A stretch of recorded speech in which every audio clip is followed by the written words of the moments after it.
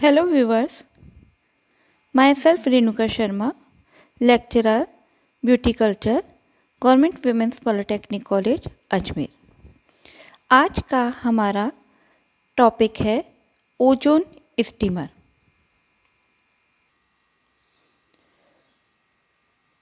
यह डिवाइस पानी को स्टीम और ओजोन गैस में परिवर्तित करता है।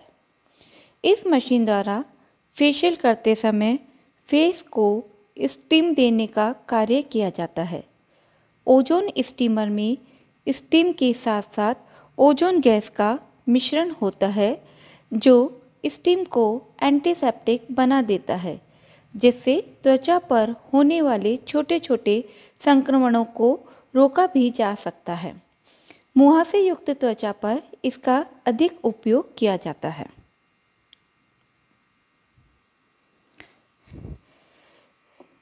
यह मशीन लगभग 1.5 फुट ऊंची व 1 फुट चौड़ी होती है। इसमें चैम्बर के भीतर यूवी बल्ब लगा होता है, जिससे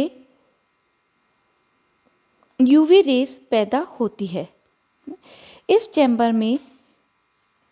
चैम्बर के पीछे के भाग में एक कांच का जार पाया जाता है, जिसमें डिस्टिल वाटर भरा जाता है। इस जार में वाटर भरने के लिए यहाँ पर एक छिद्र होता है, जिससे पानी भरा जाता है। इसमें मैक्सिमम वाटर लेवल और मिनिमम वाटर लेवल फिक्स होता है। मैक्सिमम वाटर लेवल तक हमें इसमें पानी भरना होता है। यह पानी अगर इस क्षमता से अधिक भरा जाता है तो जब वह स्टीम के रूप में बाहर निकलता है तो वह अधिक तेज़ी से बाहर निकलता है, जिससे जलने का खतरा बना रहता है। इसलिए हमें मैक्सिमम लेवल से अधिक मात्रा में पानी नहीं भरना चाहिए तथा मिनिमम लेवल से भी कम मात्रा में पानी नहीं भरना चाहिए। इसके भीतर की ओर इमर्शन रॉड लगी हुई होती है, जिससे पानी गर्म होता है। इसमें पीछे की ओर 2 स्विच लगे होते हैं। एक स्टीम के लिए, यदि हम स्विच को ऑन करते हैं तो स्टीम बनना प्रारंभ होती है। इस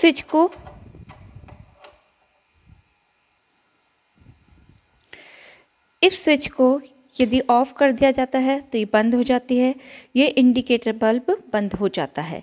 इस स्विच को ऑन करते ही यह स्टीम बनना प्रारंभ हो जाती है, यानी धीरे धीरे पानी रॉड गर्म होगी और पानी गर्म होके वह स्टीम में परिवर्तित हो जाता है। इसी के पास में दूसरा स्विच होता है ओजोन। यदि हम स्टीम स्विच ऑफ करेंगे तो ओजोन स्टीम भी नहीं बनेगी, क्योंकि स्टीम बनाने के लिए स्टीमर का ऑन होना आवश्यक होता है। दूसरा स्विच होता है ओजोन के लिए। यदि हमें ओजोन स्टीम की आवश्यकता होती है तो इसके लिए हमें इस ओजोन स्विच को ऑन करना आवश्यक होता है।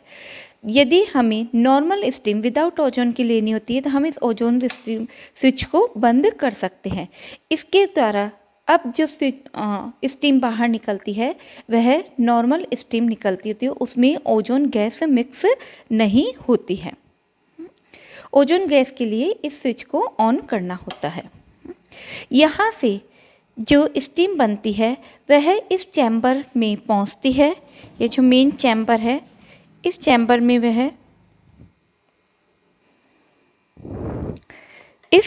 में भीतर की ओर वह स्टीम एकत्रित होती है।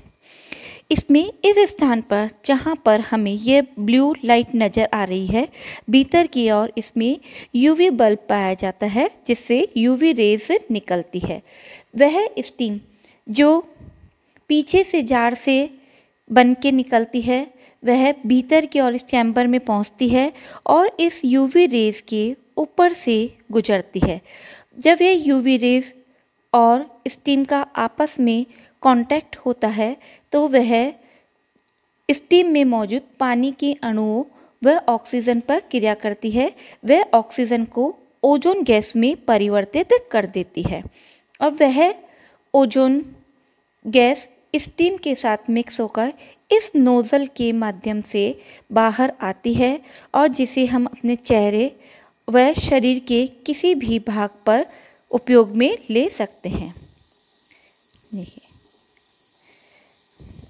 अब यह जो गैस इस समय स्टीम जो बाहर निकल रही है वह स्टीम ओजोन से युक्त स्टीम होती है और यह ओजोन गैस जो होती है वह एंटीबैक्टीरियल, एंटी जर्मिसिडल होती है। यह कीटाणु को रोकने का, बैक्टीरिया को नष्ट करने का कार्य करती है।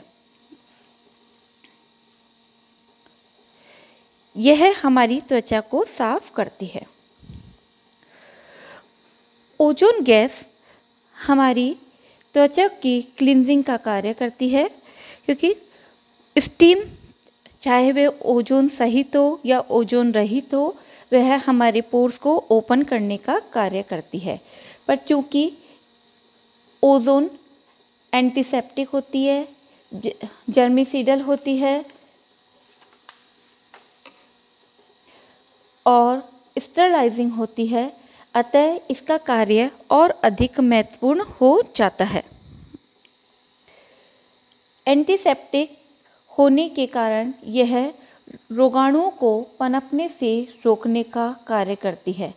जीवाणु, रोगाणु सबको नष्ट करने का कार्य करती है।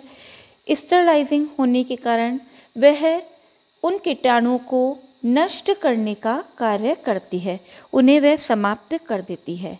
यह एंटी इन्फ्लामेटरी होती है। इससे त्वचा पर होने वाले छोटे छोटे संक्रमण जैसे रेडनेस, स्वेलिंग, दर्द, एक्जिमा इत्यादि को कम करने में यह मदद करती है। ओजोन स्टीमर त्वचा पर क्लींजिंग का कार्य करता है। यह पोर्स को ओपन करता है, जिससे पोर्स में जमा सीबम व ऑयल को मेल्ट करता है, जिसे क्लींजिंग के द्वारा आसानी से रिमूव किया जा सकता है। वह हमारी त्वचा की डीप क्लींजिंग हो जाती है। यह ब्लैक हेड्स, वाइट हेड्स को रिमूव करने में सहायता करता है। ओजोन स्टीम लेने से पोर्स ओपन होने के कारण पोर्स में स्थित black heads, white heads soft होकर लूज हो जाते हैं, जिससे उन्हें आसानी से रिमूव किया जा सकता है, जिससे एक्ने होने से भी रोका जा सकता है। यह स्टीम त्वचा को नमी प्रदान करने का कार्य करती है, जिससे त्वचा ड्राई होने से बचती है। स्टीम डेड सेल्स को रिमूव करने का कार्य करती है, क्योंकि इसमें यूवी रेस पाई जाती है, जिससे ओजोन का निर्माण होता है, तो इसे विटामिन डी के निर्माण को भी ये बढ़ाने का कार्य करती है। त्वचा की डीप क्लींजिंग होने के कारण यह एक्ने को रोकने में बहुत मददगार साबित होती है। स्टीम ब्लड सर्कुलेशन को इम्प्रूव करती है, जिससे कोशिकाओं का ऑक्सीकरण बढ़ता है, जिससे त्वचा यंग, हेल्दियर व फर्म होती है। यह कोशिकाओं के ऑक्सीकरण को बढ़ाने का कार्य करती है, जिससे त्वचा की कोलेजन व इलास्टिसिटी को में बढ़ोतरी होती है और त्वचा का मेटाबॉलिज्म भी बढ़ता है। त्वचा पर अप्लाई किए जाने वाले कॉस्मेटिक्स को यह त्वचा में पेनिट्रेट करने का कार्य करती है। त्वचा के बैक्टीरियल इन्फेक्शन को दूर करती है, जिससे छोटी छोटी प्रॉब्लम्स त्वचा के ऐसे होती है, एक्ने है या कोई फोड़ी फुंसी हो रहे हों, उन सबको दूर करने में मदद करती है। ओजोन स्टीम को एरोमा ऑयल या हर्बल थेरेपी के साथ में यदि उपयोग में लिया जाता है तो उसका परिणाम अधिक प्रभावशाली होता है। त्वचा की समस्या के अनुसार ऑयल व हर्ब्स को उपयोग में लिया जाता है, जिससे समस्या के निदान में बहुत सहायता मिलती है। जैसे किसी के ब्लेमिशेस है, ऑयली स्किन है, ड्राई स्किन बहुत अधिक ड्राई है, तो उनसे संबंधित ऑयल या हर्ब्स को इसमें यूज़ में लेते हैं, जिससे इसका प्रभाव अधिक बढ़ जाता है और त्वचा की वह समस्याएं दूर होने में बहुत सहायता मिलती है। स्टीम त्वचा में स्थित सीबेशियस ग्लैंड, स्वेट ग्लैंड्स, इनकी कार्य प्रणाली को बढ़ाने का कार्य करती है, जिससे स्किन की ड्राइनेस को, ऑयलीनेस को, इन सबको दूर करने में मदद मिलती है और साथ ही त्वचा में जमा टॉक्सिन्स को वह बाहर निकालने का कार्य करती है। स्टीम लेने से नेज़ल पैसेज भी साफ होता है, जिससे नोज़िया की प्रॉब्लम में बहुत अधिक सहायता मिलती है।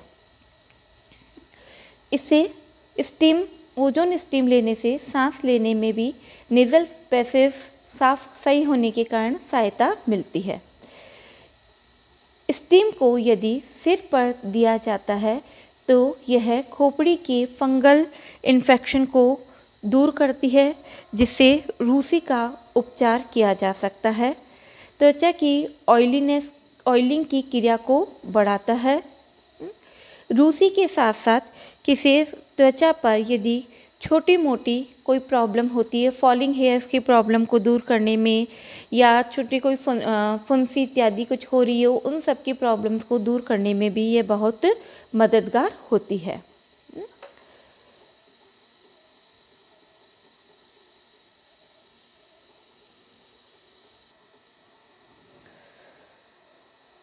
त्वचा की आवश्यकता के अनुसार विभिन्न प्रकार की त्वचा के लिए स्टीम का समय निर्धारित होता है, उसी के अनुसार हमें ओजोन स्टीम दी जानी चाहिए।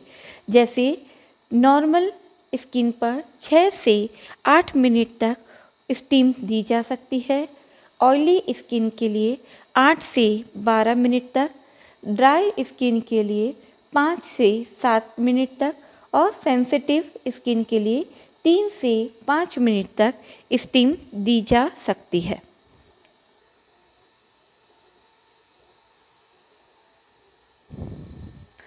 ब्यूटी ट्रीटमेंट में वैसे तो ओजोन थेरेपी के बहुत फ़ायदे हैं। इसके विपरीत कई बार इससे कुछ समस्याएं भी उत्पन्न हो सकती है। जैसे ओजोन एक हानिकारक एयर पॉल्यूटेंट होते हैं, इसलिए जब कोई व्यक्ति इसे सांस लेता है, जिससे फेफड़े और गले में जलन हो सकती है, खांसी होती है और अस्थमा की कंडीशन में यह और अधिक सीवियर हो सकता है। इसलिए इसके संपर्क में रहने से फेफड़े को नुकसान पहुंच सकता है। इसलिए हमें इसका विशेष ध्यान रखना होता है कि इसे हमें त्वचा के प्रकार के अनुसार, या यदि कोई व्यक्ति इन बीमारी से संक्रमित हो तो उसे ओजोन स्टीम नहीं दी जाए।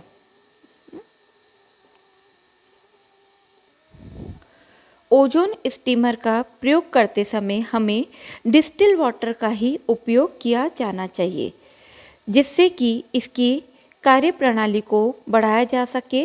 अन्यथा पानी जमने के कारण इसके जल्दी खराब होने की समस्या उत्पन्न हो सकती है। इसमें पानी के साथ किसी दूसरे प्रकार के केमिकल को मिक्स नहीं करना चाहिए, अन्यथा उसका विपरीत प्रभाव उत्पन्न हो सकता है।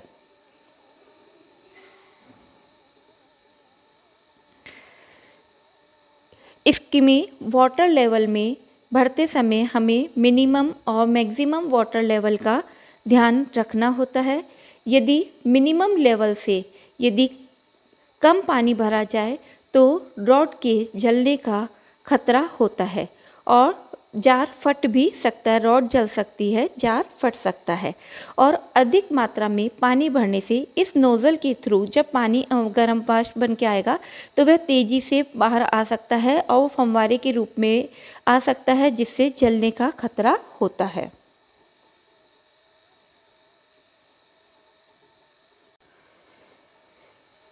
इसकी कार्यप्रणाली को बढ़ाए रखने तथा जार को क्रैक होने से बचाने के लिए जब पानी गर्म हो उस दौरान उसमें ठंडा पानी मिक्स नहीं करना चाहिए। उसे थोड़ी देर कूल होने के पश्चात ही उसमें दूसरा पानी भरना चाहिए। त्वचा से इसे एक निश्चित दूरी पे रखना चाहिए, एकदम पास में नहीं रखना चाहिए।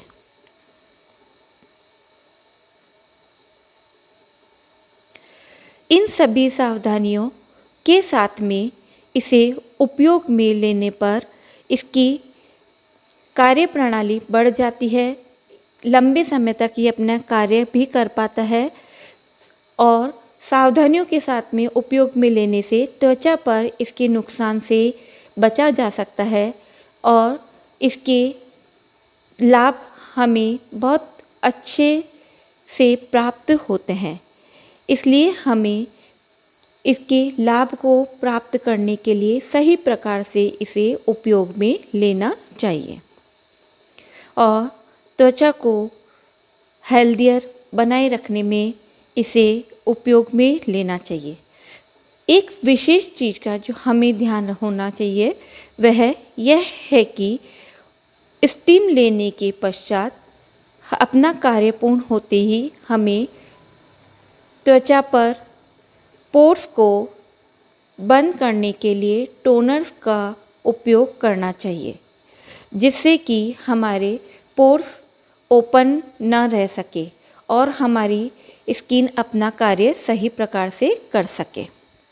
Thank you.